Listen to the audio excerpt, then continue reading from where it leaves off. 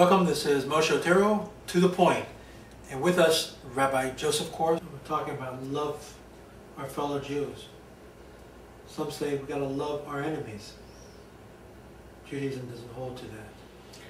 Judaism doesn't hold that you love your enemies in the sense that perhaps, for example, Christianity would teach to turn your other cheek or something like that. Or perhaps as Jesus taught to love your enemies. I think it's clearly stated. I think those are the exact words, if I remember seeing it once. Judaism teaches, number one, that you have to love the world in general, and all its inhabitants. It doesn't, however, teach us to be foolish and to turn the other cheek. In other words, the Talmud makes it very clear, Haba lahargach hashkem v'hargai. One who comes to kill you, kill him first. In other words, the best defense is offense. So you think we did a mistake in Lebanon? Israel as a nation, did we make a mistake? Which part? By pulling out? No doubt. Following the accord of the mistake really, not only is the mistake that we pulled out too early, the mistake starts before that.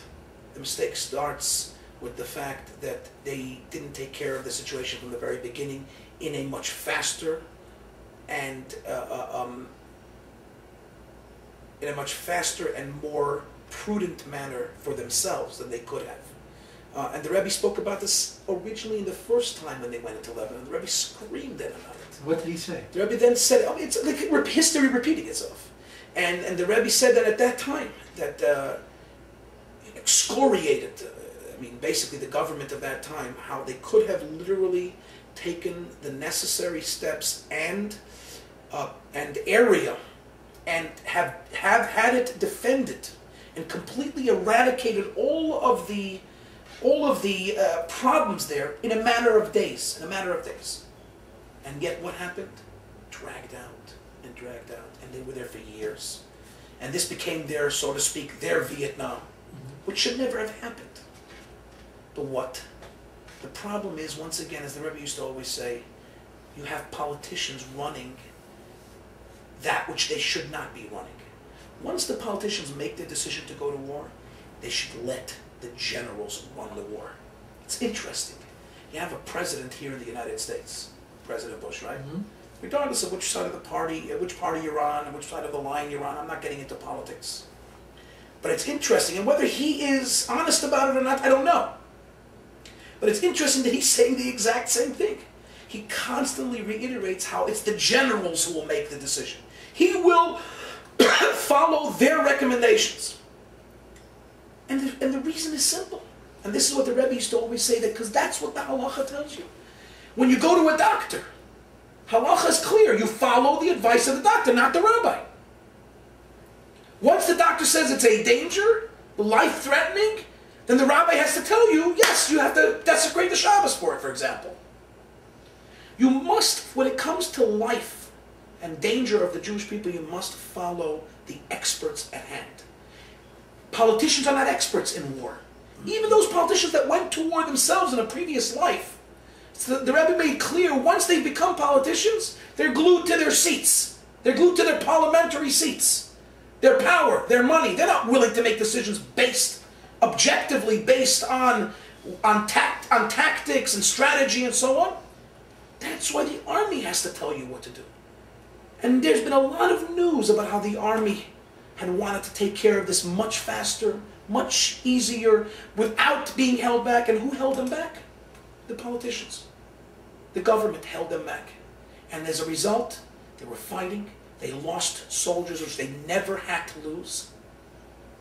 And it took so much more time, which it should never have taken, which embarrassed Israel. Everybody thought of Israel's army as the most incredible army. And look what went on over there. Look how the world was talking about them, when it should never have happened. And now, they're pulling out, or pulled out mostly, and they're going to pull out soon. What? On a mirage of a ceasefire, on a mirage of a fig leaf. And what's going on? And what's happening now? They didn't finish the job. They didn't even come close to finishing the job. And Rahman al-Atzlan, God forbid, what's going to happen in the future? Same thing that happened the first time they went into Lebanon. As the Rebbe forewarned them. Again, history repeats itself, and we never seem to learn. I want to take this little visual. We're going to make you rabbi for one day, king over Israel. have Omer step down. What kind of king are you talking We're about? talking about king with absolute power.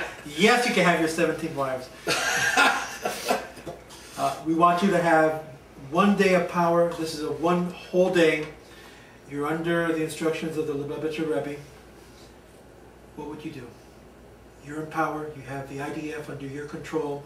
You have the religious party that you're dealing with right now. And they're asking you, Rabbi, you tell us what you want us to do, we'll do. What will be the order? The real truth is I just say, Rebbe, please take over and run it for me. Well, you're the shliach, so I'm putting you here. I hear you. I hear what you're saying. It's a good question. It's a good question, and you got me stumped there for a second. Well, the first thing I would say, based on what I've over the years, for what I've heard from the Rebbe directly and what I've read from the Rebbe's writings, I would say was probably the two most important things that would have to be immediately rectified, and what I believe I've heard from the Rebbe to be the main reasons why Mashiach is not here yet.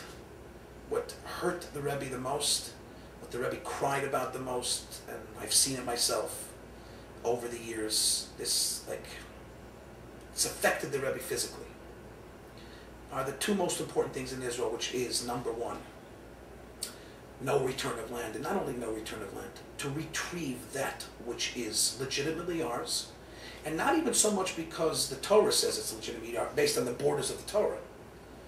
When Mashiach comes, that will happen then. But the Rebbe based his decision on the borders of Israel more so on what would put Jews in danger. And the fact that you need a certain amount of buffering to ensure that that danger will not exist, as we can so easily see what's going on now. Did he present an idea of what the landmass would look like? The Rebbe basically presented or relied on the military professionals.